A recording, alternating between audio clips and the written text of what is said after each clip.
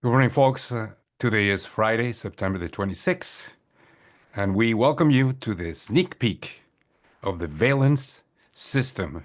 And to lead our presentation, we have Sarah Dorger. Sarah. Well, good morning, everybody. Thank y'all for being here. My name is Sarah Dorger.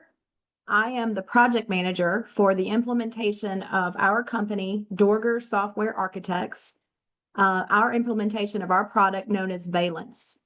We have been working with the PUC for about the past year on implementing this project, and our product Valence is a web-based software that is going to allow the PUC to operate their daily functions in their what we call the back office.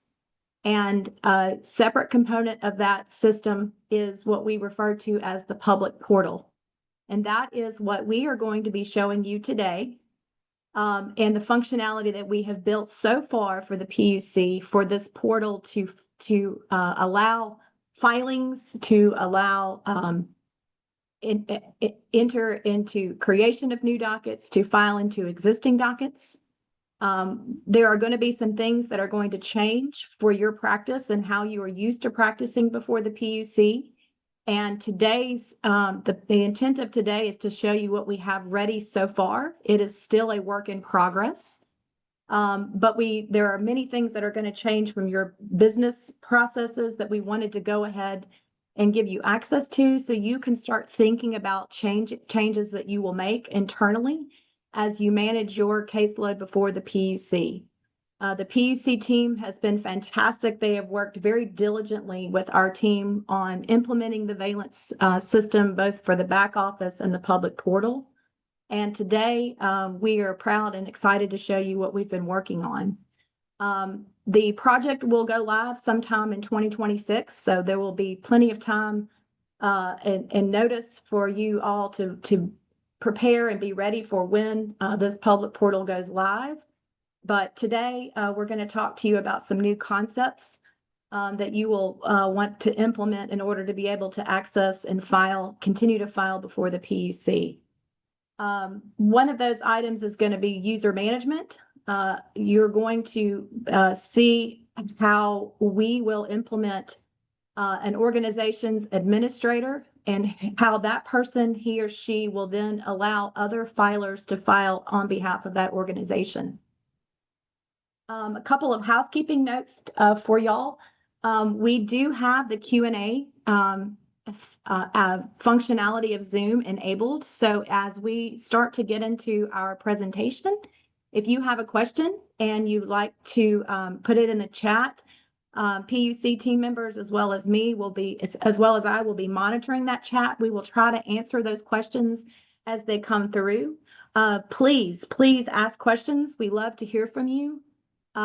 If you also want to ask a question, not necessarily in the chat, if you would use the raise your hand function here on the Zoom interface, and we will also monitor that and try to get to your questions as well. This morning, we have scheduled a total of 3 hours. I don't believe our presentation will take longer than maybe an hour, a little over an hour, depending on if we do get questions. But also, please note at the end, when we are done going through the agenda items with you, we will open the floor up to questions as well. Again, you are welcome to use that Q&A chat, or you can raise your hand and we will try to get to you and make sure we answer your question as best we can. So with me this morning is our head configurator on our team here at DorgerSoft. His name is Aaron Bonds. Aaron is going to share his screen, and he is going to start going through the items that you have in the agenda that's been distributed for you. If for some reason you do not have a copy of the agenda for today's meeting, please let us know in the chat, and so that members of the PUC can send you a copy of that so that you can follow along there. But again, welcome. Good morning. We are excited to have you here, and we're excited to show you what we've been working on very hard with the PUC and their team. So, Aaron? Good morning, everyone. I'm going to share my screen. Can everyone see it? Yes. Yes, Aaron. Okay, so as Sarah mentioned, we are still in the configuration and implementation phase of this project. So this is close to the final product, but it is not the final product that we will be going live with as we iron out any kinks and wrap up remaining functionality. So as she mentioned, this is a purely web-based product, and this is going to replace the current e-dockets functionality on the public side, as well as the huddle discovery functionality. So this is our main landing page. You see we have certain options up here. This is going to tie directly into the main puc.oregon.gov website. So you will click on the eDockets tab and it will take you to a page similar to this, where we have certain functionality. Request login, go ahead and log in, submit a comment, public search, meeting calendar. So the first thing, and very important, is the public search. So if I click on that, we try to mirror this as closely as possible to the existing eDocket search. So we have all of the same options where we can search for dockets. We can search for tariffs, for orders,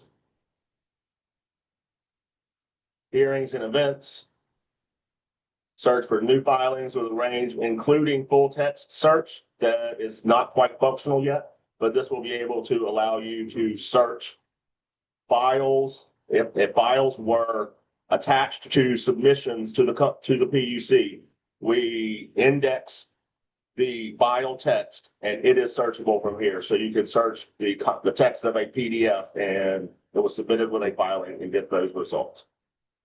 And we also allow a company level search. So you search by all dockets related to a specific company or a specific industry. So I'm not going to focus too much on this. I just wanted to say that is the public search functionality should mirror almost exactly the current search. So there should not be any real process or learning curve from that.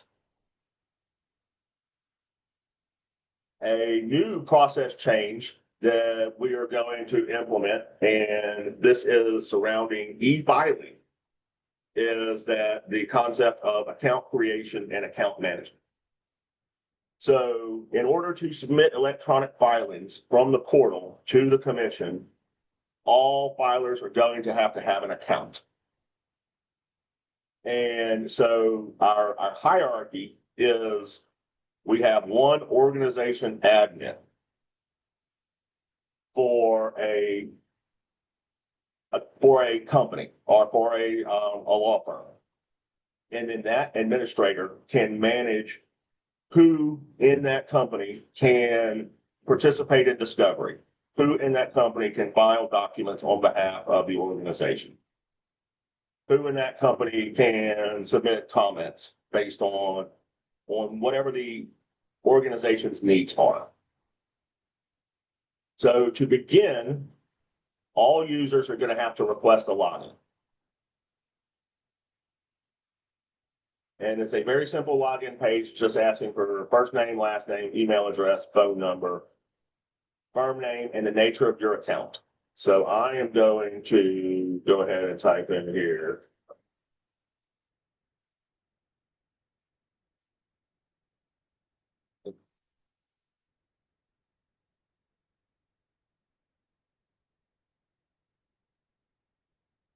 And I'm selecting the nature of my account. So these four choices are pretty self-explanatory. I intend to file a formal complaint, which will only allow me to file a complaint. It will not allow me to submit docketed filings. It will not allow me to participate in discovery. It's purely for formal complaints. I intend to file documents with the commission on behalf of an organization. That is what I was referring to, filers who work within an organization who need to submit documents and dockets before the commission. I intend to file documents with the commission as an individual. That simply means that a member of the public who wants to participate in a docket, and they would select this selection. And if I only intend to subscribe to dockets, I would select this selection. And we'll get to subscriptions in a bit. But for our purposes, we're going to choose want to file with the permission on behalf of an organization. And so now we have a new field here for the company.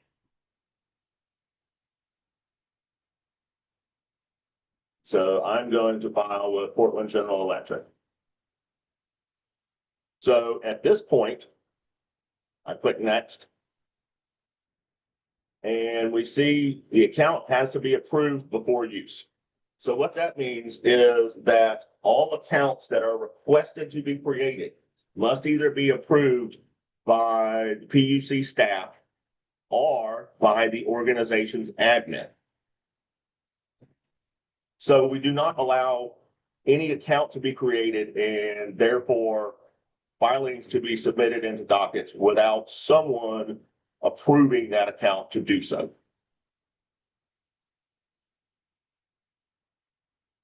At that point, either the PUC or the organization admin gets an email saying, hey, this account needs to be approved. Do you want to approve it? Once that happens, then the user who requested the account will get an email saying your account has been approved. Click here to set a password and then log in and begin your business.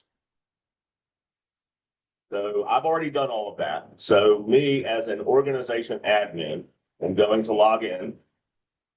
Enter my username and password.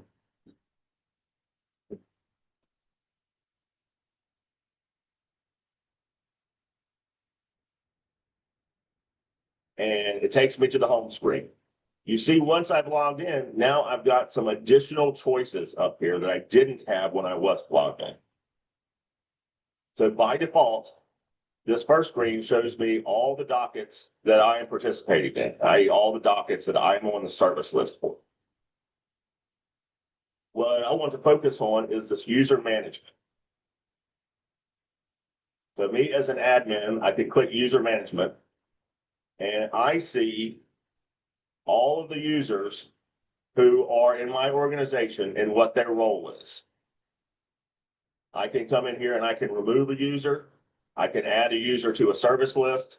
I can view the user's details, change his name if he got married, if he got a different email address, whatever the case may be. Aaron, sorry to interrupt you, but we do have a hand raised from Corinne Olson. Hi, yes, I don't know if this is the right time to start asking questions, and if it's not, just let me know and I can wait. That's okay. Please go ahead. Let's go. So on the previous screen, when you're talking about requesting access and you specified the utility, so will we need to request for every utility that we engage with? Is that a clear question? You know, so like for if we file in Pacific Core cases, we file in PGE cases. So do we request for each utility? Aaron, I'll take this one. So to answer your question, this is Ching. I'm with the PUC.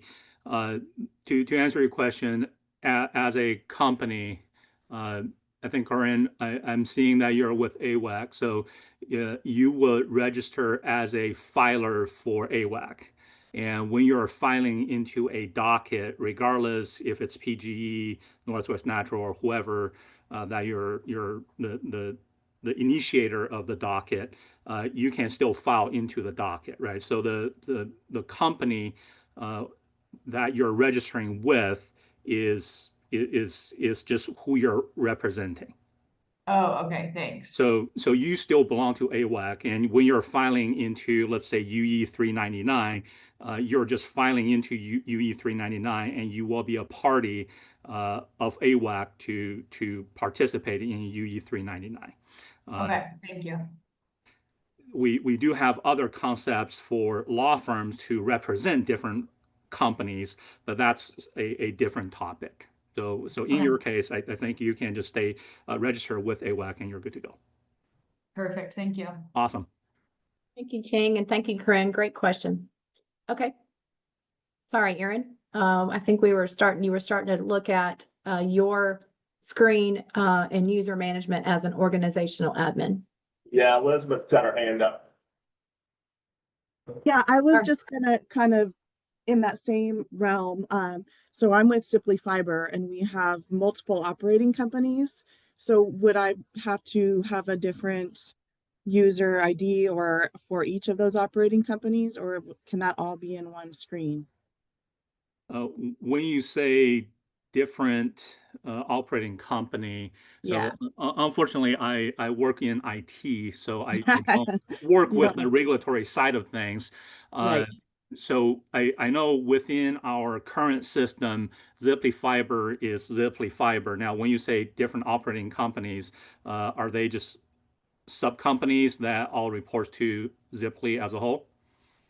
Yes, there's kind of multiple layers, but they would have different sets of tariffs and different Okay, things that we would file separately as a different company name, like Ziply Fiber Northwest or Ziply Fiber of Oregon or Ziply Fiber Pacific or Ziply Wireless. So got it. they're all like separate filings. Got it.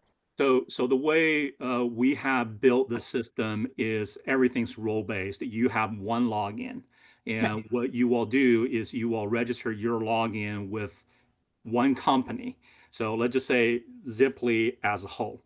And then if we do have other operating companies that's registered with the PUC, and we have Ziply Northwest and Ziply Oregon, then those are going to be three separate companies sitting up in our system. So you still have that one login. We just relate your one login with the three different companies. So when you're filing, then you just indicate you're filing within this company you're working with at this moment. So if you're registered with Ziply Northwest, Ziply Oregon, and you're participating in a document, you're filing on behalf of Ziply Oregon, you just pick Ziply Oregon and say, I'm filing with this because you will have access to represent this company.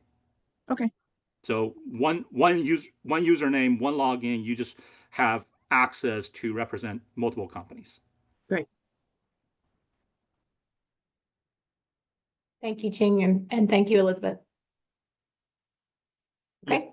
So just to wrap up the user management concept, we have, I am able to, as an admin, I'm able to see who has access on behalf of, the company that I work for, can participate with activities with the commission.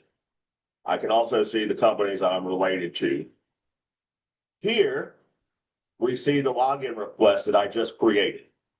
So since there was already an admin for Portland General Electric, me, and then when Tom created a request, then I get an email and it shows up here, and I get to decide whether Tom can participate in proceedings with the commission. So that is how you, as the organization, can manage your staff being able to delegate responsibilities and do different things with the commission. And if I click yes, it's been approved, he gets an email.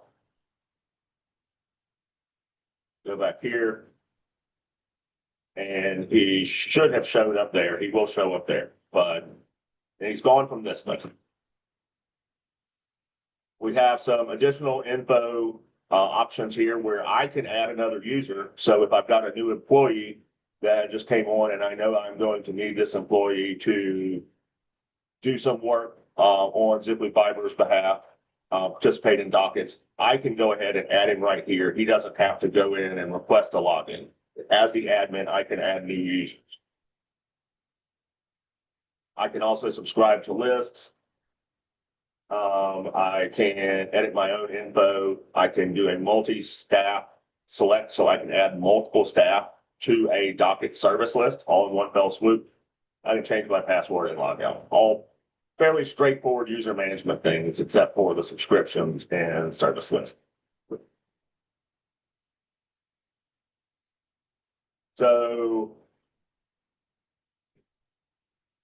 that is essentially what user management is. And so, and as I said, the big takeaway is we are strongly pushing electronic filing, to do electronic filing with the commission. And electronic filing does not mean filling out a form and emailing it to someone. It means logging in, creating an account, and then submitting filings yourself and the required attachments on behalf of the company you are linked to and the company you choose to go directly into the docket once they're reviewed by the commission.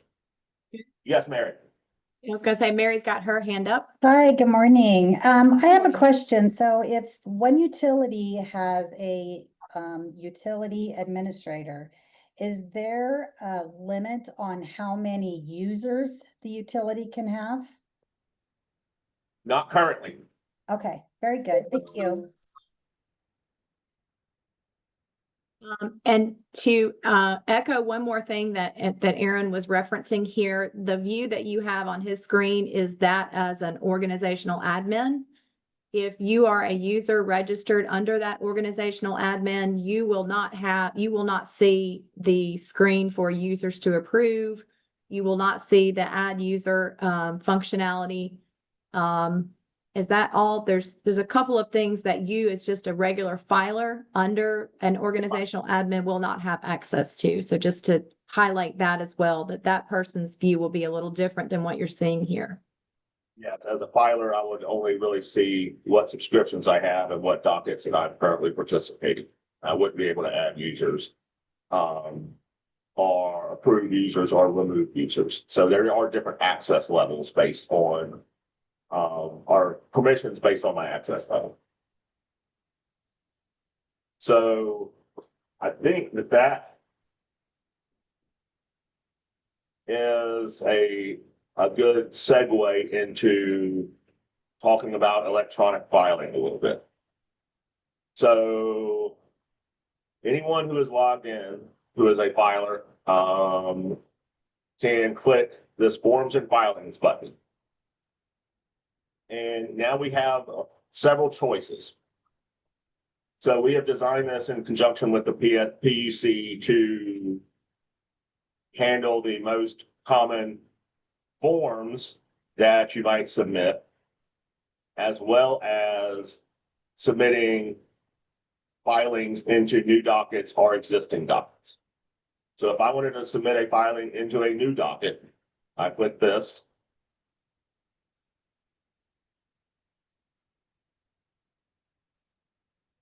And this is I'm going to choose the company that is involved in this.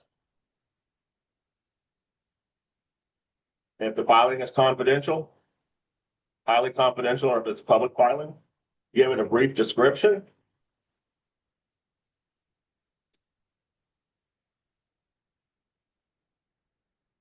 Click next.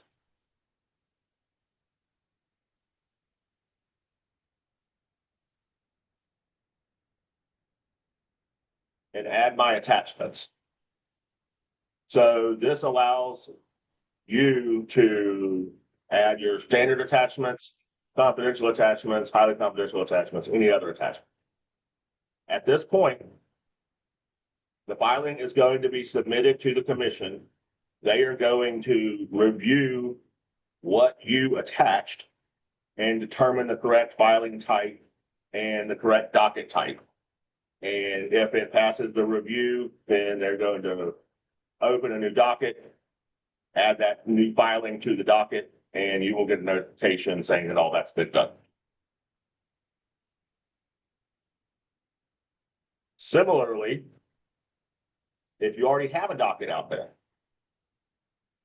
and you want to submit a new filing into an existing docket, again, I'll pick the company because it's not necessarily the company that opened the docket. It could be an intervener or someone who wants to intervene. I will pick this point, my confidentiality, the type of filing I'm submitting,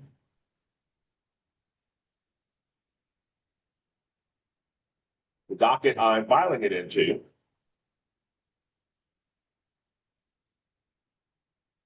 this segment be 399, and my synopsis, my description.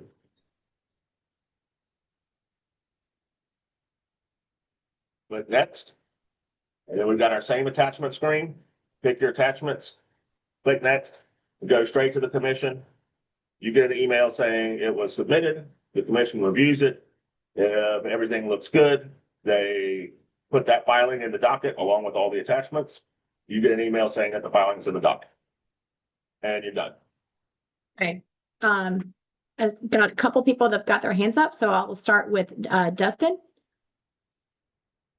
Hi, yeah, thanks. Is there a size limit for attachments? I think we've got it at 5 gigs. Think that's right, Ching? Yes, yeah, we in the system requirement, we have a maximum size of 5 gigabyte. So you know that would be hopefully enough for everyone's filing. Okay. And then Sean, you've got your hand up. Yeah, a couple quick questions. Dustin asked one of mine. Second question being, so if you have a confidential document with a redacted version, I assume you drop the confidential version in the confidential category, and the redacted would just go in the electronic filing category? That is the intent, yes. Okay. And then second question, will the commission put out any guidance when it comes to zip files? So, you know, if you have so many exhibits, I think in Washington, for example, if we have more than 8 or 10 exhibits, the Washington Commission prefers us to put them into a zip file at that point in time. So will the commission have any guiding principles around how to manage filings that have a ton of different documents?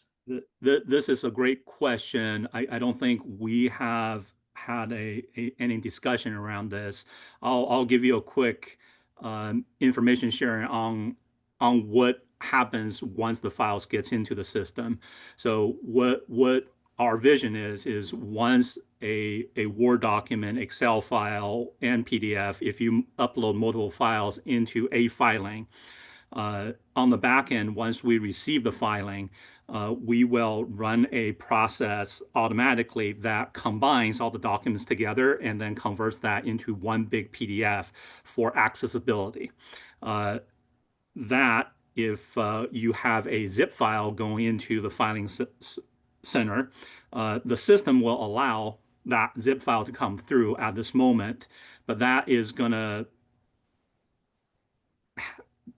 create a challenge for us to convert all the attached files into one PDF.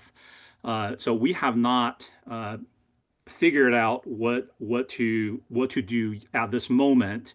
But what Aaron didn't show on the screen is you can actually highlight and grab multiple files from a file explorer into the upload folder of a file. Okay. So in that case, you know, do you really need to zip up a file to upload one file, or could you just grab your 8 or 9 files in here and then allow the system to then combine them together? So that's a great question. We'll have to bring to our project team to confirm and have agency leadership to provide that guidance.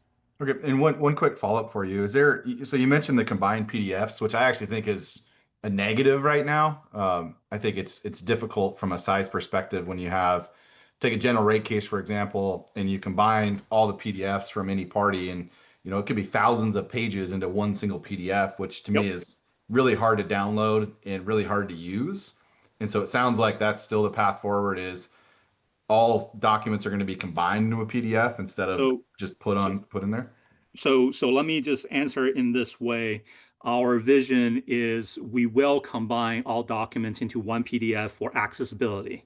However, we will still allow the download of the native format. So if you upload 20 files in various formats, we will keep that in the system as native formats. They're still downloadable by those individual files.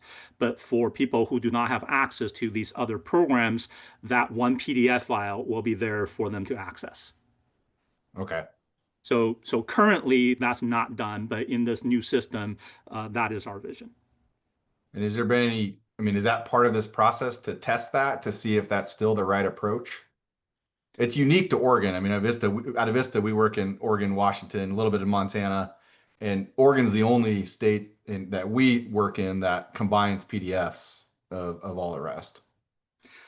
And this would be great feedback that you can provide during the UAT Okay. phase of our project to have information for our leadership to consider. Yes. Okay, sounds good. Thank you.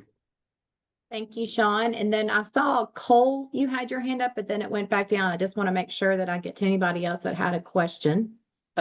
Thanks, Sarah. If you don't mind, I do have a question regarding this conversion topic. So for instance, if we're submitting an exhibit that was an original Excel format, and we submit both in Excel and then, a converted PDF to include in the PDF filing itself, are we saying that the Excel, like the system is going to convert the Excel to be included in the main PDF? Am I understanding that concept? Yes. So our current practice, right? So there's the new Valence, and then there's our current process. We build everything into Valence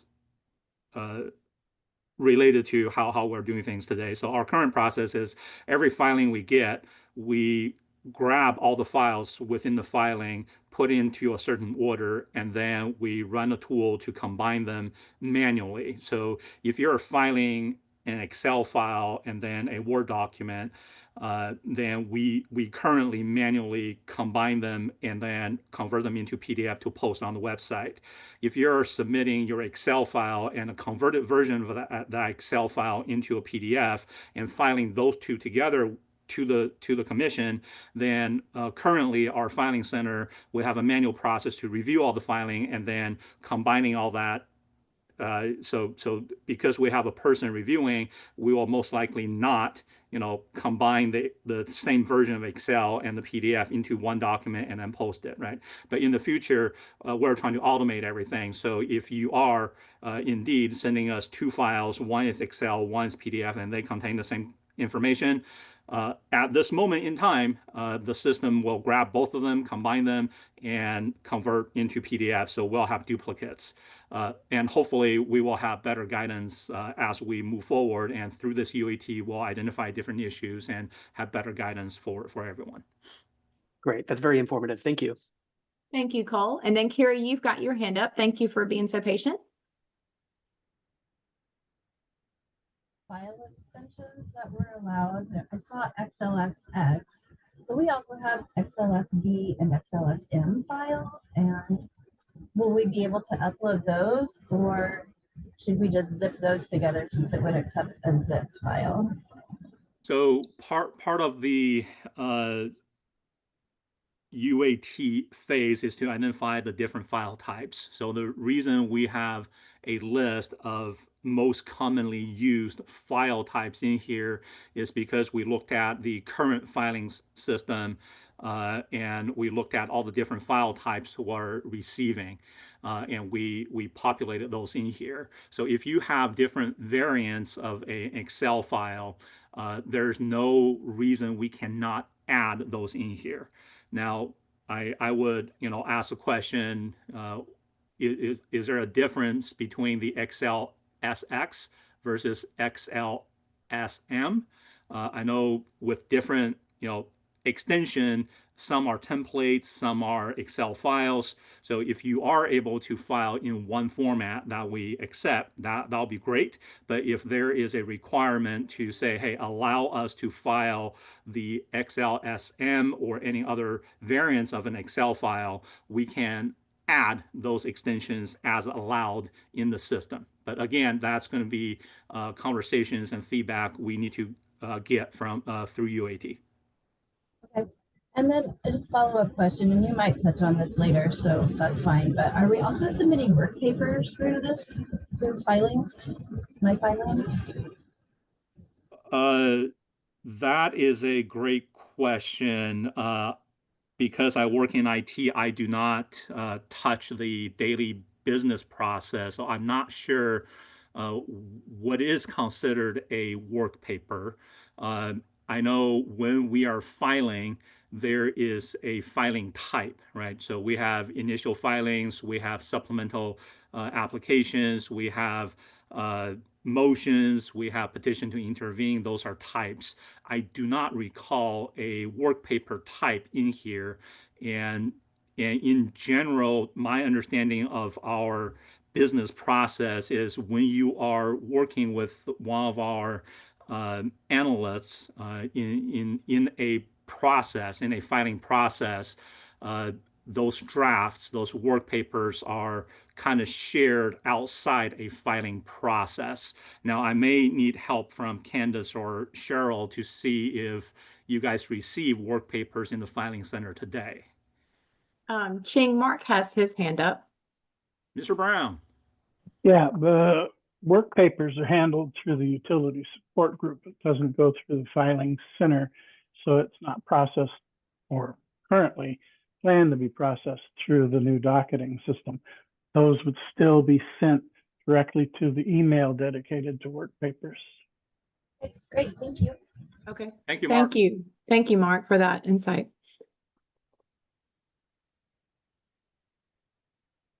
Okay, anyone else have any questions so far?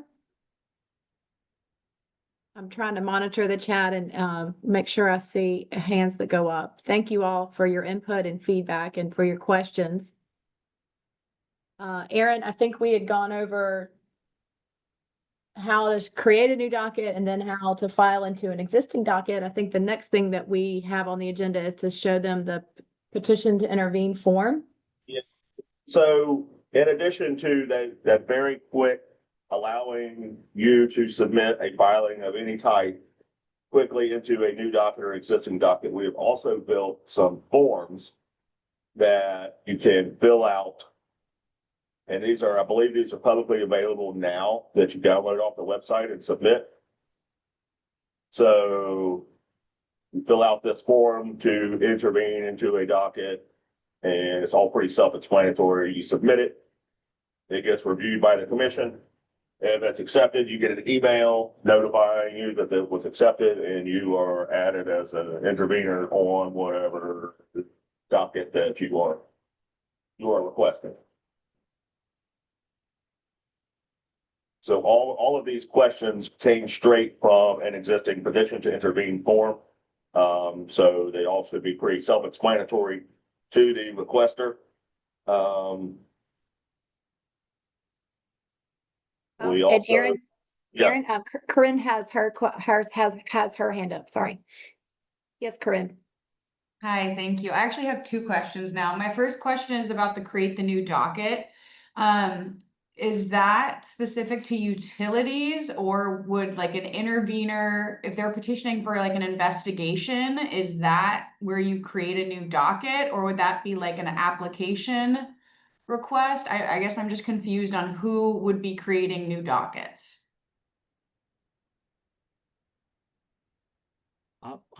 This is Chang. I'll attempt to answer this in a roundabout way. How we are creating dockets today is everyone is filing into the filing center. So if you're filing into a filing center today, and then we create a docket for you based on the investigation request or any other request, that will be creating a new docket. If you are filing into an existing docket, as in you're participating in UE 399, you're filing into the filing center and say, hey, I'm filing into UE 399. That's where you use that other option to file into an existing docket. So I guess in your case, in this question, for initiating an investigation docket, you would request to create a new docket. What's going to happen on the back end is our filing center gatekeepers will review your request, and they will make take the appropriate action to create a brand new docket, or they will reach out to get more information or figure out what exactly they will then need to do on the back end to process this request. Okay, that's helpful.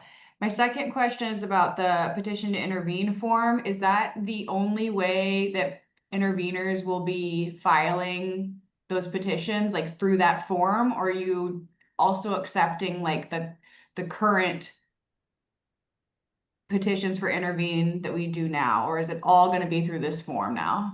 We are hoping once this system is live and this petition to intervene form is used, this will be the only way you petition to intervene into a docket. Okay, thank you. Thank you, Corinne. Aaron, the next item on the agenda was to show them the LSN form. Yeah, and so similar to the petition to intervene is another billable form in which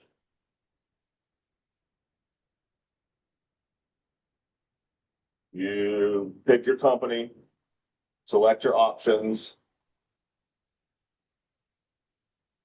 fill out this form, electronically sign it, and submit to the commission.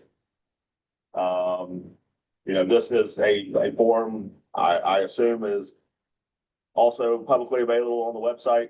We mirrored the existing form, so there should be no changes or other, confusion about what this is doing. It's just now electronic.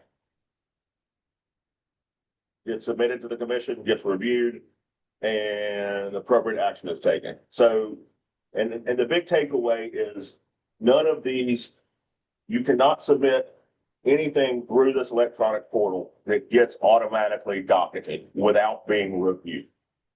So nothing is going to be automatically put into a docket. Nothing is going to be automatically posted to the website, the public site, and the public search without it being reviewed and accepted by the commission. And we also have the e-filing cover report sheet amongst other forms. Same concept, pick your company, answer the questions. Click next, it goes to the commission, they review it, take the appropriate action, you get a notification. Nothing new or special about this as a departure from the current cover sheet. And to that end, we've got other forms here that are much more complicated. They are much lengthier. And here's our formal complaint form. But the users that are filling these out would know what to do in filling these out. But these are mirroring existing forms provided by the commission. Anybody have any other questions about that?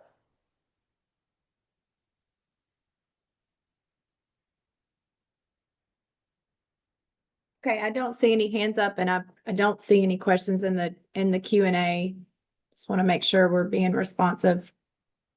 And so the other big part of this implementation from the public side of things is the change we are making to participate in discovery.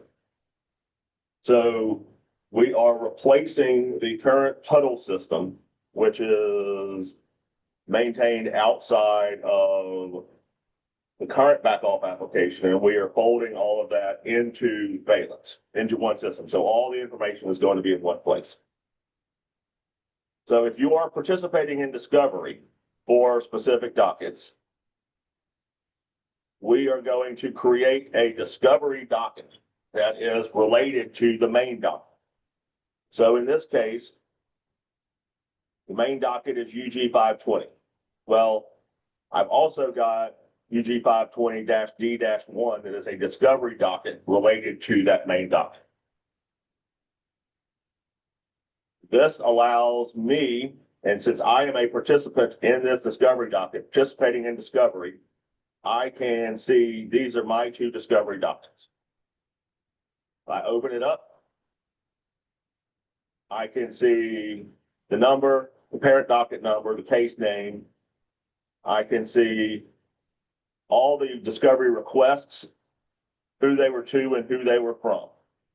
I can also see who is on the discovery list, like who all is participating in this docket and what level of confidentiality they have. So what access level they have to various items in this discovery docket.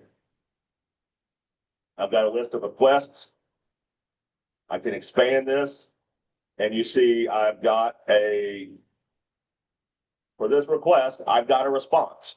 So I can see if I have permissions, I can view and I can look at this response. I can also view and look at the request. So it's a very similar hierarchical concept to how Huddle works. It's just all in the same electronic filing, electronic docket portal system, not in a separate system. I am able to add a request. And it knows that I work for Portland General Electric, so that's who the request is coming from.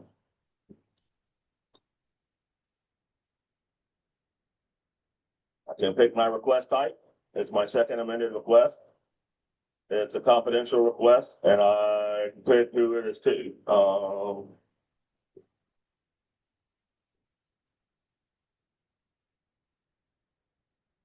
And I can give a synopsis of the request.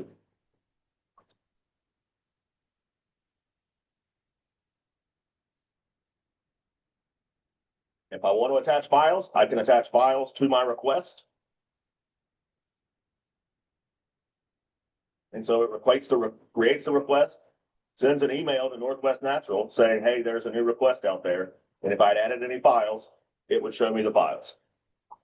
So I can do all of this if I'm participating in discovery from the same site that I'm submitting filings, that I'm managing my users, viewing the calendar, etc.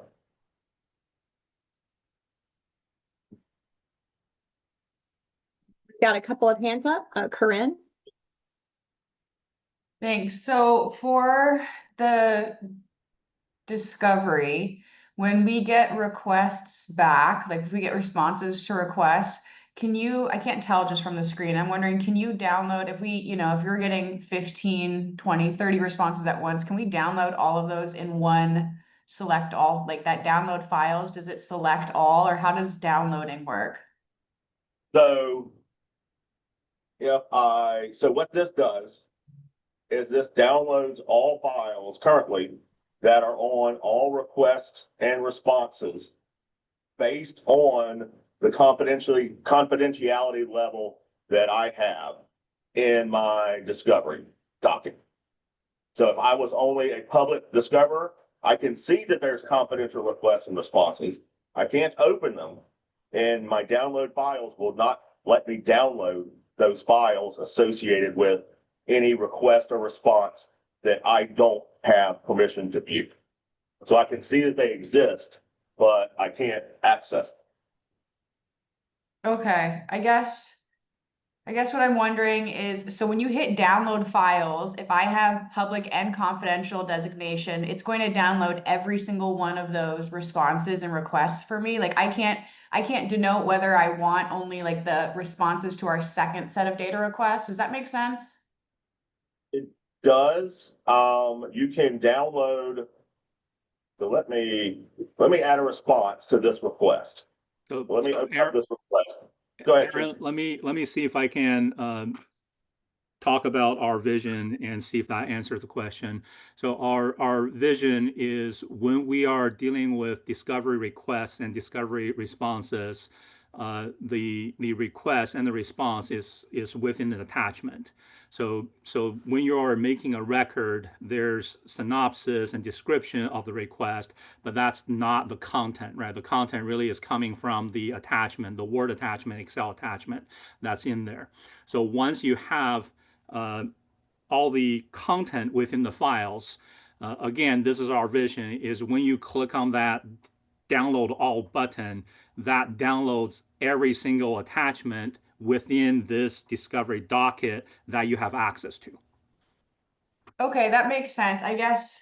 And maybe this is just, maybe I'm not fully understanding, but I guess I have a vision of like, multiple sets of data requests and having to download each set of requests each time when really you only need the most recent set. Does that make sense? So It if does. you Go ahead, Jake. I'm sorry. Yeah, so if I guess I'm trying to understand the question. If you just need to download the most recent set, you would open up the request that has the response in it, and then you would download that. Okay. Yeah, but maybe what you're saying is that by set, do you mean you send a request to 8 different parties for a first set, and then you turn around a couple of weeks later and send a second set of requests to those same 8 parties.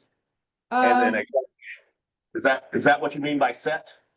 Yeah, kind of. I mean, maybe I'm just like not understanding. I'm probably just personally confused, but so if we're sending multiple sets to one party throughout a proceeding, I guess what this looks like is that we're going to be downloading going to be downloading all sets of requests every time I hit download. But that sounds like maybe I'm just misunderstanding. Like within a set, there's multiple requests, right? To different parts. Can I jump in here? Yes, please. Yeah, just for what current practice is, like when Corinne's saying she's gonna have the first set might be the request is one Word document and it has like requests 1 through 10. And then when the utility responds, current practice is to have 10 Word documents to respond to that first set. And so I think we're wondering what that looks like to download those 10 Word documents or PDF documents. And then if you have your second set like 2 weeks later, you don't want to have to download everything, but you probably don't want to have to download 10 more documents like one at a time. So I think that's where the question's coming from. Thanks, Lauren. I appreciate that. Much more clear than what I was trying to say. So in that case, this is Ching with the PUC. Aaron, could you just go back one screen to the discovery docket? So the way the system is built is we have a discovery docket. That's the larger bucket, and within the bucket we have our requests in here. So you can see on the screen request 1, 2, 3, 4. So in Karen's question is there's that request 1, and then there's a set of responses going into it, right? So at this screen, when you click on download file, yes, you download everything. However, if you open up that request 1, now you're within that set. So when you're within this set, if we scroll down, you will see there are responses down on the bottom. And of course, right now we don't have any data in here, but you can kind of visualize, under the responses, you will have response 1, 2, 3, 4. So all the 10 questions are going to be the 10 responses in here, or maybe they have one response, but attach 10 files in here, right? So here, what we can do is we can then add a download button where that add response is to say, okay, for this set of question and responses, if we just want to download all the responses from this set, there's that download button and we can download it. So this would be something we can definitely build for UAT for the product when we go live. I hope that helps.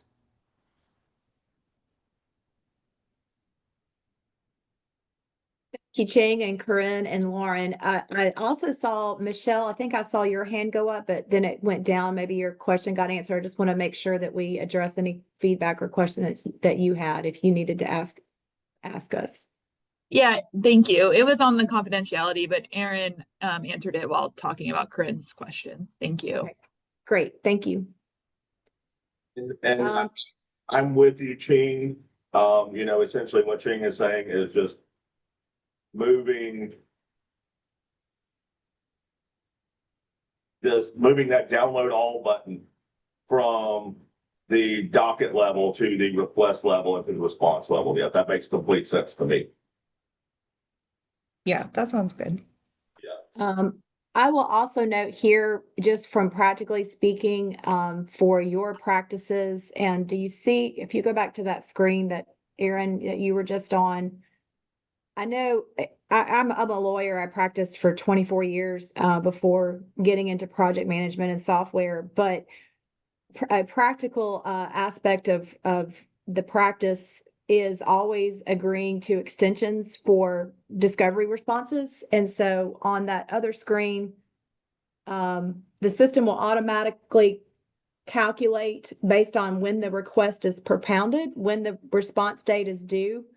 But it is possible to change that date when you agree to those extensions with with the other parties in the case. So just a real life application of Valence's ability to go and change that date. And obviously his access was denied because he did not have the proper permissions, but that is a function for the organizational admin for when they're, if they're in persons that they're working with on that particular docket, say, hey, by the way, I gave opposing counsel another week to answer those questions. They can come in here and adjust that date so that date reflects the agreement. So just a practical real world application and given a little bit of functionality there. What you got, Cole? Cole, you've got your hand up. Thank you. Sarah, that was a really great explanation. So I have a question that's a little bit twofold.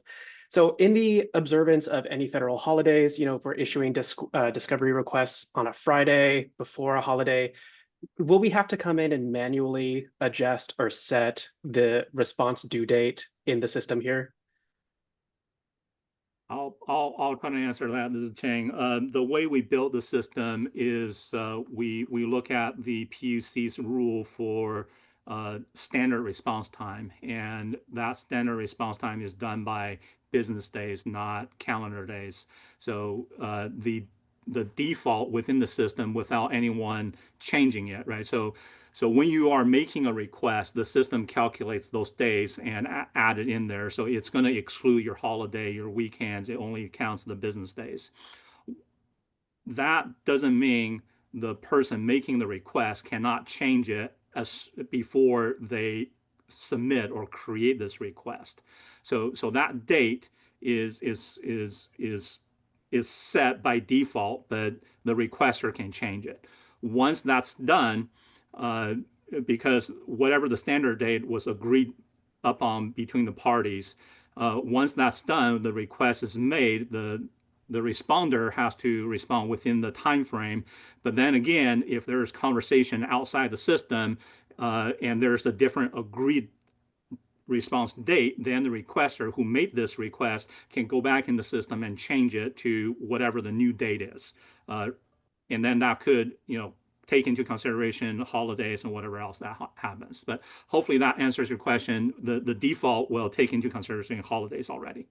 Okay, so my second follow-up question is occasionally in procedural schedules, there's an agreed upon schedule in which discovery timelines start to shorten. So traditionally right now we're operating on business days, right? So along the course of a proceeding, discovery responses might be shortened to 5 business days if agreed upon by parties.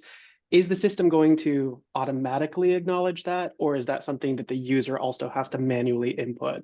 So at this moment, the way the system is designed is the default is what we have as a general, right? We do not build a system for exceptions. We build it for general use. So that the system currently is only calculating on that one date, one set of parameter.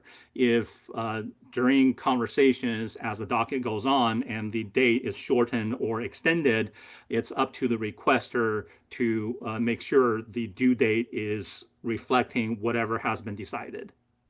Okay, great. Thank you so much. Yes, sir. But I will put this out there. If there is a need for us to add more uniqueness to each docket and a way to change the default date, please provide that as a feedback, and we can definitely look into this. But no promises. Thank you, Ching and Cole. And then Dustin, you've got your hand up. Yeah, so when the date for response closes, so like when it gets after that date, can you still upload response if there's like an amended response or a supplemental response, or is it completely closed when you have to like work with the requester to reopen? That's a great question. I don't think we had discussion around that yet. So let us write down that question and have discussions and figure out how to work on that. Yeah, I can say currently, the date is just an informative date. It is not any sort of restriction that prevents additional responses from being submitted for a request. Currently, that's not how I built it. But I agree with you, Ching. We have not had that discussion.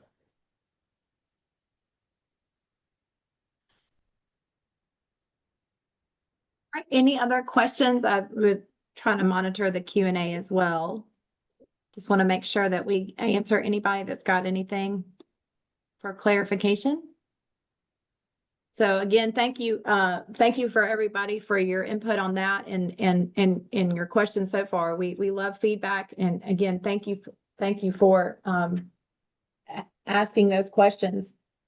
I think we have gone through all of the items on agenda item number 10 for the discovery dockets. Aaron, I think we went through all those sub items there. I think the last item we've got on the agenda is subscriptions. If you want to touch just briefly on that and how that will work.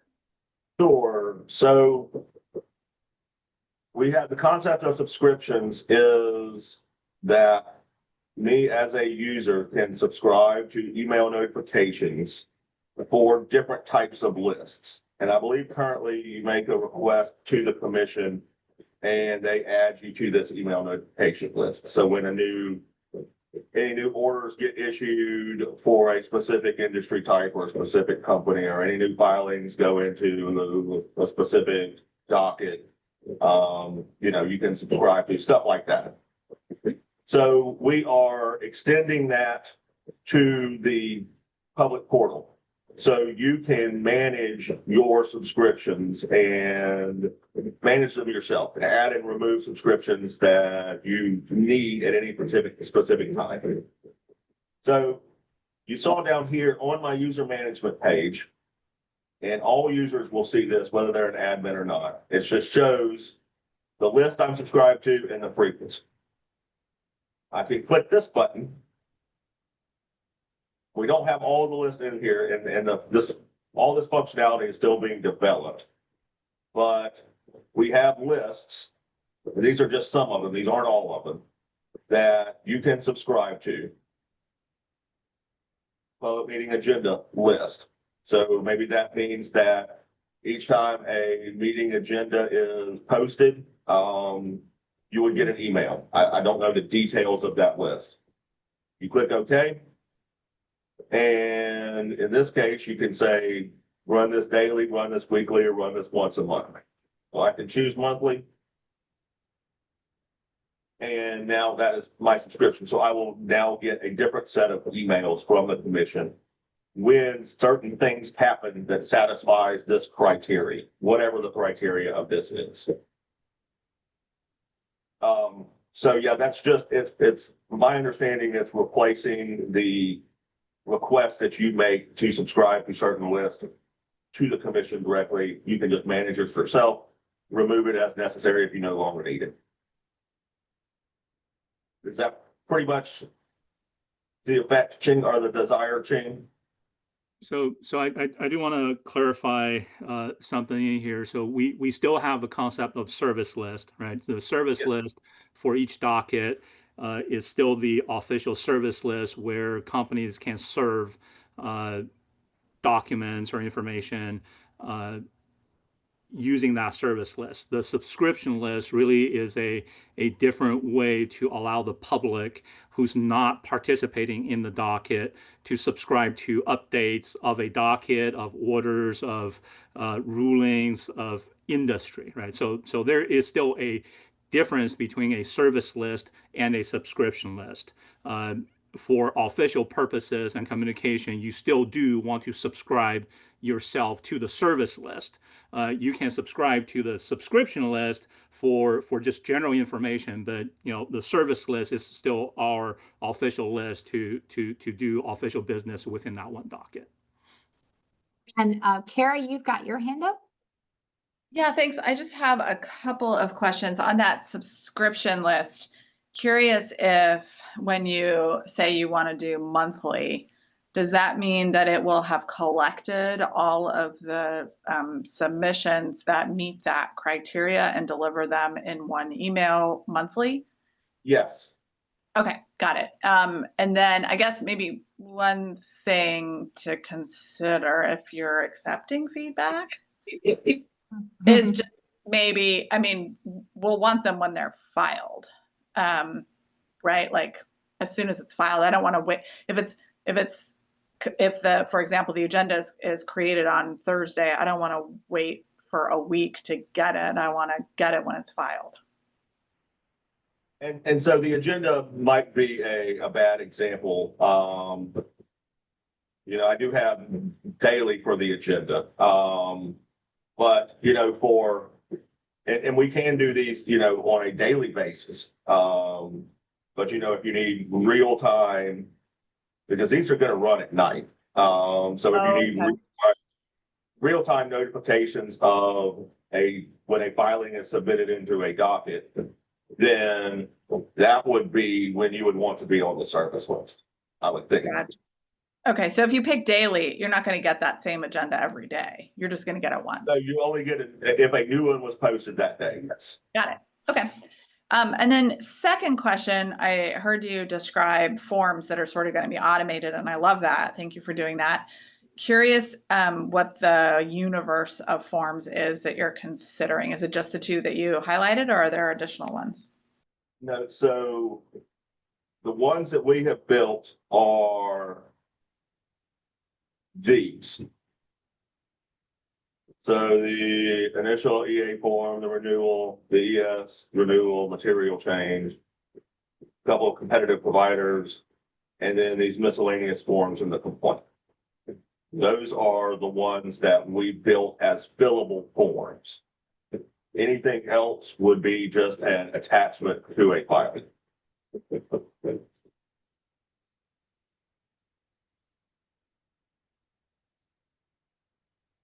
Yeah, and I would say, Sounds and good. that I mean, if there's maybe future forms that might be considered, it might be forms that go with the intervention, like intervener funding requests, for example, might be something to consider.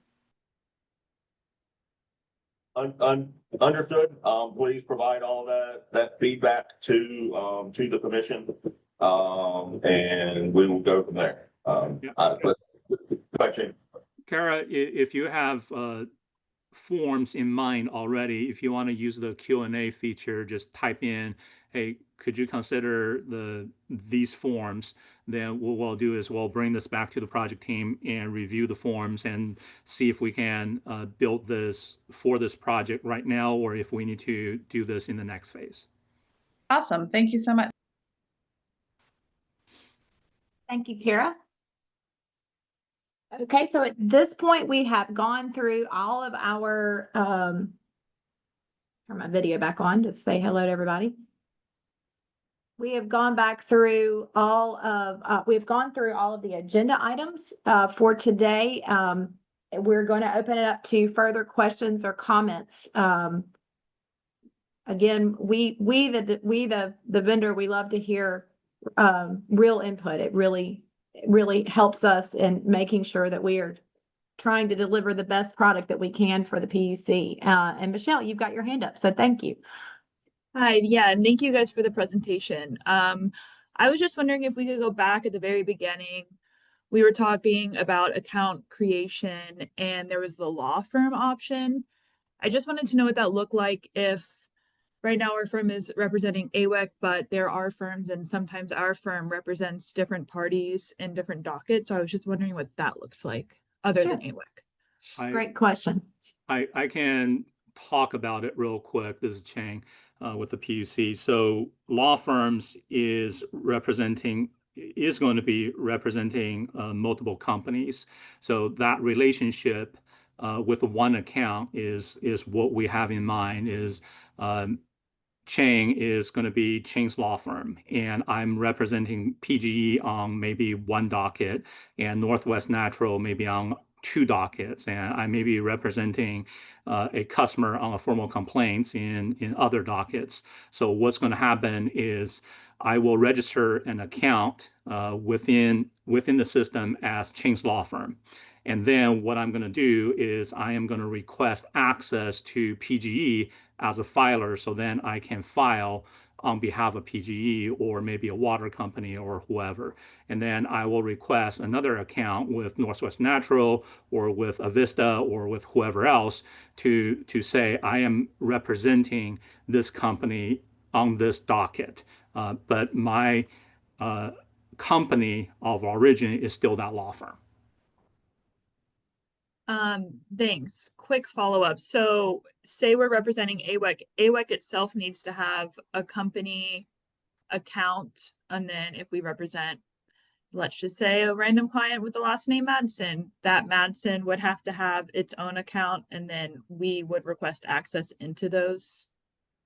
Exactly. Now, I know there are some companies who do not have the resource to manage their own account, and they actually have the law firm represent them, managing all their access. So then in those cases, the law firm would actually request to be the company admin of that company, and then they can then do everything else. So in general, if the larger companies already have organization admins, the law firm will request access and the organization admin will approve it.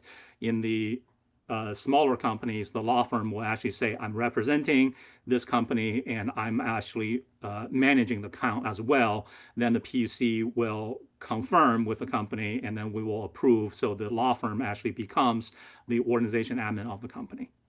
Okay, perfect. Thank you so much. And so with that change and the concept of user management that we have shown y'all today, some things for y'all to be thinking about from your business process is, especially for the larger organizations that have, many staff and many different users who practice regularly or who are involved in different proceedings before the PUC, is to start thinking about who will fill those roles of the organizational admin. I think you probably can see from today that that role is very important in terms of control and allowing users to be associated who can practice and file before the commission. And so that's a different concept and change for how things are going to be once the system goes live. So part of today's sneak peek was to show you that concept and give you the commission's vision for how that's going to work in the new world once Valence is live. And so it's never too early to start be thinking internally for y'all's business processes of who are going to start filling those roles for your organizations. So hopefully that's given you some insight to where y'all can be thinking about that. Yes, Michelle, please go ahead. I'm so sorry. I actually have one more follow-up. That's okay. Please go ahead. Don't think I missed this, but I totally might have. Is there a way that we submit a company if we're the first user of the company? If it doesn't exist in the commission, is there a process that we need to take to submit a new company? Great question. And yes, so I'll share my screen again. So let's see, here we go. Here. So when I click request login and I choose on behalf of an organization, company name, and I've got an option for company not found. So at that point, then I'm going to fill in my company name, my address, state, and I've still got a phone number and the type of company it is. Gas, telephone, water, electric, or other. And then you submit this request. This request goes straight to the commission. And then a member, staff at the commission will review this request. They will probably give you a call, ask you to prove you are who you say you are, and then go ahead and we would create the company and the system. Great. Thank you so much. Thank you. And I will say, this is something I meant to mention, but if you see it there on the screen, the little red asterisks, that means that is a mandatory data field that the person who's filling the form out will have to enter data into, or otherwise the system won't let you proceed. Just I meant to mention that earlier to y'all. Dustin, you've got your hand up. Thank you. Yes, I think I know the answer to this, but I just want to be clear. So like if we are going to be filing a complaint on behalf of another company, we would need to create a profile for that company first before filing that complaint? Yes. Okay, thank you. If that company doesn't exist in our system yet. Yeah, right? yeah, Or if, thank you. Yeah, so you definitely need to relate yourself to the company before you can file on behalf of that company.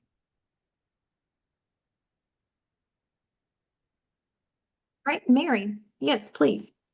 I have a question on the new discovery dockets part of this. So is this completely making huddle go away?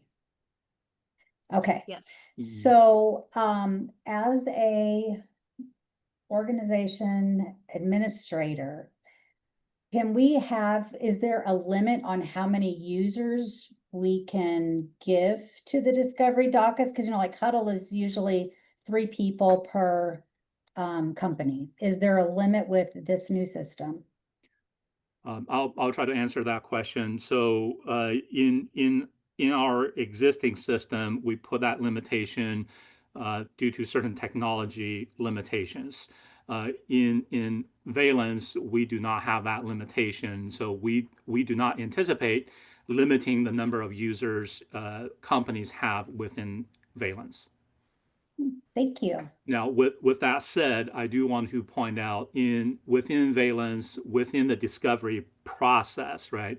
We have this is a new concept. Instead of a service list, we actually now have a discovery list. And that discovery list is how we limit who can have access to the information, because we do take security very seriously here. So then we want to make sure only people with access can actually see the files, see the discovery, and download them. So what's going to happen is we still follow a process of requesting access to a discovery. And once we receive that access, we'll validate it, and then we will add that person's name into a discovery area for that docket. This way, before your name is added to the discovery, you will not even see the discovery. So that would be the thing, is you can have as many roles for your company users to do discovery, but until we add that person into a discovery docket, they will not have access. Makes sense. Thank you. Thank you, Mary. And Corinne, you've got your hand up again. Thank you. This is all really helpful. One question I had for about like joint filings, like on behalf of more than one party, how would that work? Like if you're filing joint testimony, for example, like under what user that would happen? You know what I mean? Unfortunately, I'm not very familiar with the filing process. Okay. So when you're talking about a joint testimony, I'm going to assume 2 companies are working together to file joint testimony. Yes. I'm going to make some assumptions that one of the company may take the lead on this, and then it's just going to be that company filing the testimony into the system. Yes, and so as you see here, when we're submitting filing into an existing docket, if it's joint testimony, one of these two representative from one of these 2 entities would be logged into the system, and then they would pick that both companies are involved in this. And so we would relate both of these companies to that testimony, and the filing center would review this to make sure that you pick the right companies.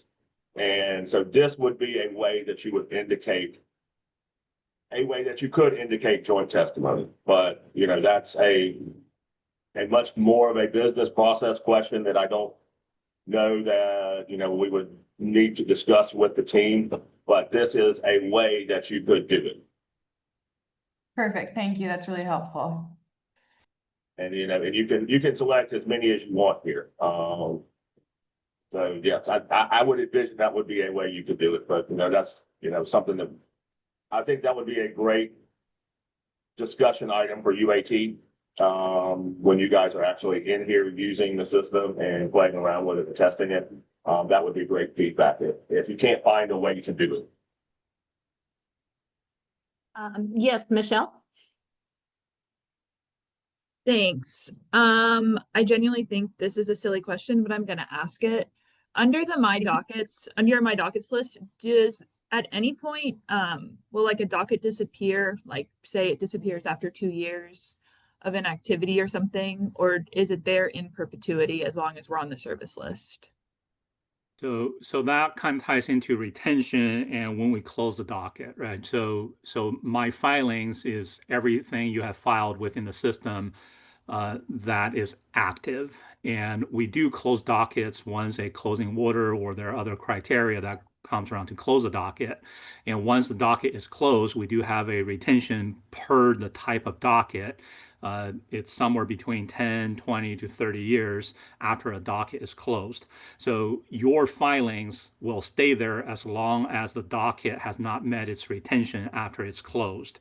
I hope that answers your question.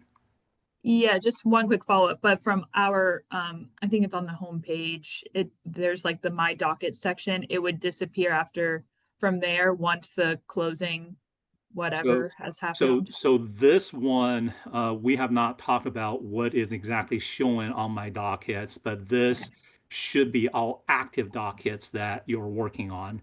Now, if a docket is closed, it probably should not show up on here. But if as a user, you're like, you know what, I would rather see all the dockets, that's regardless if it's active or closed, I still want to see it under this main screen. We can make that happen.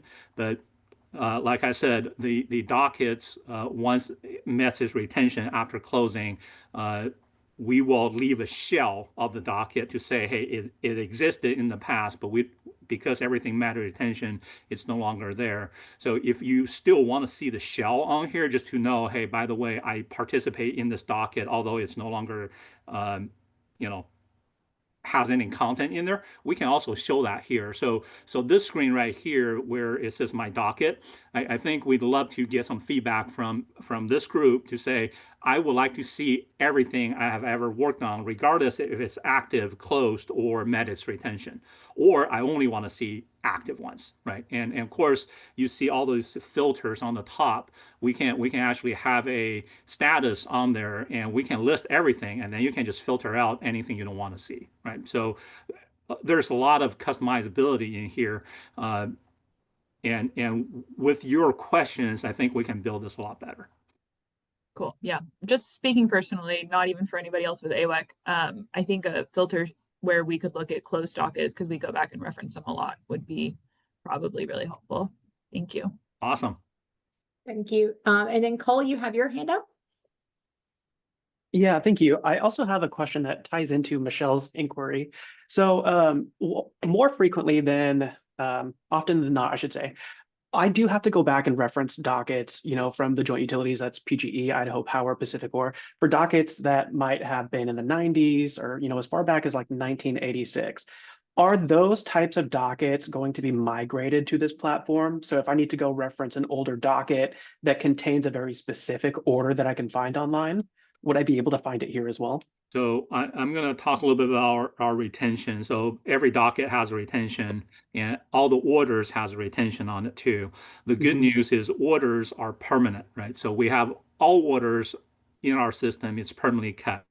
So our plan is to migrate everything that we have in our current system. So if you can find it in eDockets right now, all that data is migrated into Valence. So all that information is in here, or will be in here when we go UAT and when we go live.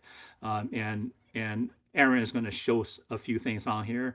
So all the orders, if you're looking for orders, there is a search for all orders, all active orders in here, and you can go back as far as we do orders. Dockets, on the other hand, we will migrate all the dockets over, but there are certain dockets that has been closed and has met its retention. It's been more than 10, 20, or 30 years. Those dockets will have a status of closed, met retention, or disposed. And what you will see is the docket number and a brief description of the docket, but the content will not be there. However, the permanent record, like the orders, will still be part of that docket. So you will still see all the orders related to a docket. I hope that answers your question. Yeah, that's really a great explanation. And I think the follow-up I have to that then is, So, for records that are not on here, occasionally we have to submit a public records request to the commission. Now that's done separately outside of Valence through the commission's website still, correct? And if so, do those documents migrate over to Valence once they're available? So Valence and eDockets. So currently the system we're using and you're accessing on the web portal is called eDockets. eDockets pretty much is migrated into Valence. And public record request is a separate system and managed by separate people. So what happens today, I unfortunately don't know the process. I know when you make a public record request, we gather the information and we share it with you, right? As long as it hasn't met a retention, it hasn't been destroyed, and it's available for us to share. Those things really depends on the situation. I do not believe public record requests will go into eDockets. So with that concept, in the future, I don't believe when you make a public record request, regardless of what record you're requesting, unless there's a business need and the agency decides that public record is part of a record within our docketing process, we need to then move that into our docketing system, which is Valence. It again really depends on the situation. Unless it's a record that has to be reflected in Valence, it's probably not going to go into Valence. I don't know if that answers your question. Okay, great. Yes, it does. Thank you. Okay. Thank you, Cole. Carrie, I see your hand up, and also Kara, I did see your hand go up, and maybe we did answer your question, but after Carrie's question, if you still have, I just want to make sure we get to you if we needed to. Yes, Carrie, please. Once responses are uploaded, how are the parties notified? Do we need to click another share button, or is it automatic?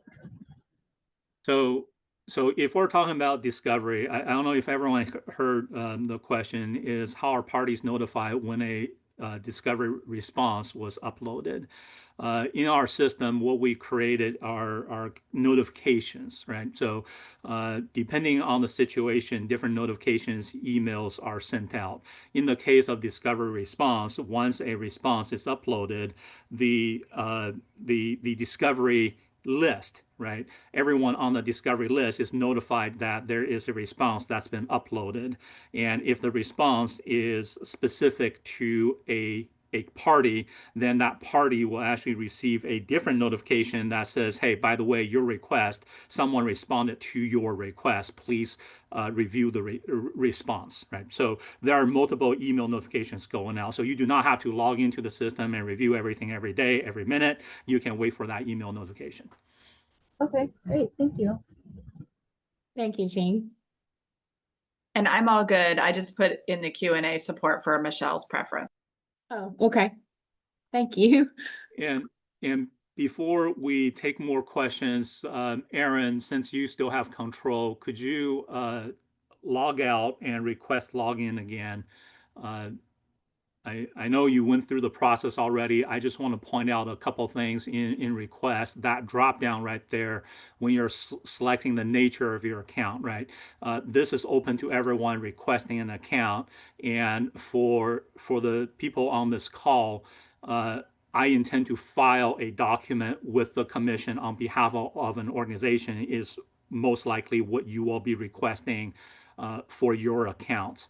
But for everyone else, there are other options. I just want to make sure we show these options. So as a public user and we only want to subscribe to a docket or be on a subscription list, they just choose that. So then the system does not grant them other access to the rest of the system, nor do they try to relate that account with the company. But if you choose, Aaron, if you can highlight the intent to file with the organization, but if you choose this organization, what happens is that firm name shows up. And of course, if you don't see your firm name in the dropdown, then you can click on the checkbox for company not found and everything's in there. Another thing I want to note in here is, like I said earlier, we do take security very seriously with our systems, and we do understand that the companies are entrusting the PUC with your confidential, highly confidential information in this filing process and in the discovery process. So we do have multi-factor authentication built into the system that requires a text message on your cell phone for general filers with access to confidential information. But for organization administrators, it's beyond just a text message. You actually have to download a Microsoft Authenticator to get that code, and that code changes every so often, and you have to approve yourself before you can log back in. So I just want to talk about that multi-factor authentication process in case you have security concerns or you want to make sure all the information is protected within the system. So we do have that built in. Back to you, Sarah. Yes, thank you so much, Ching. Any other questions?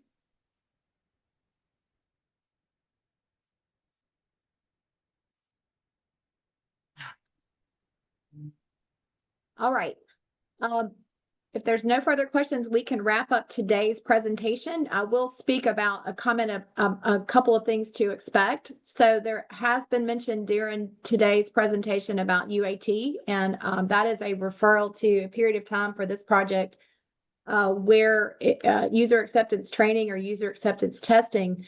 Our team will actually be in Portland and in Salem when we come on site for the start of UAT. And so hopefully we'll have a chance to meet a lot of you in person when we do the external stakeholder training, UAT training, to get more in-depth training for how the portal is going to work. We'll go over a lot of what we've seen today and other functions that we are currently still implementing. That will be our attempt to provide as much thorough training as we can to those of you that regularly practice in front of the PUC. And after that on-site training will happen, we will then enter a phase of the project where we will then ask you to test and to submit test filings and to use the system as it will be granted access to you to provide feedback if you're so inclined to give that to the PUC. That period of time will occur sometime next year. We will, I'm sure the PUC will be in touch with you to give you specific timelines the closer we get to those dates. But today's presentation was just a sneak peek of what that portal is going to look like. There will be more functionality that you'll see when we get to that user acceptance training phase that we don't have quite ready yet today, but will be ready when we get to that point. But in the meantime, if there is feedback based on what you've given us today from the chat, I'm sure, as Ching has mentioned many times, your feedback is valuable to the PUC. I'm sure they will consider your comments. If you want to provide further feedback, I think, Ching, it's okay for them to reach out to you to give you their thoughts about what they've seen, requests that they've made. Some of y'all have made requests here, and so I know they are appreciative of that. But this presentation is very important for the PUC for transparency purposes. They wanted their external stakeholders to start to see what we've been working on for them and ultimately have your involvement as we get ready to go live. So Ching, yes, you have your hand up. Thank you. Thank you, Sarah. We really appreciate everyone joining. And like Sarah said, we love feedback from this sneak peek, right? You should have received the invitation. So I know Diane sent out the very first invitation. I know George, our project manager on the PUC side, sent out the agenda. So you guys do have those two email addresses. My email hopefully is part of the invitation. You're welcome to send me emails as well. So feel free to provide feedback to us when you have the chance. Also, I do see our executive director, Nolan, is on the call. Nolan, could you speak to this and share Sure. your thoughts real quick?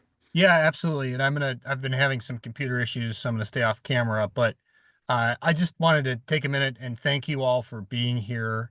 As Sarah mentioned, it's crucial for the effectiveness of this project that we get your feedback, that you're involved.